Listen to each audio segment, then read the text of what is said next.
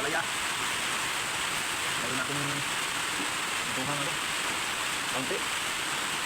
Tama ay wala akong pambayad sa rente. So, magawa tayo ng paraan para makabayad. Ano ito? Ba? Ay! Bigat pala ito eh. Ito lang 1 kilo. Ayan. Ah! Wow, 2 kilo. Saka ito. Ito lang pala. Ito lang. Ito lang ito. Wow, 3 kilo. Hindi, 3 kilo. Ang kilo ng palaya ng 70 sa puno. So, ang bayaran ko sa kurente ay 25 pesos.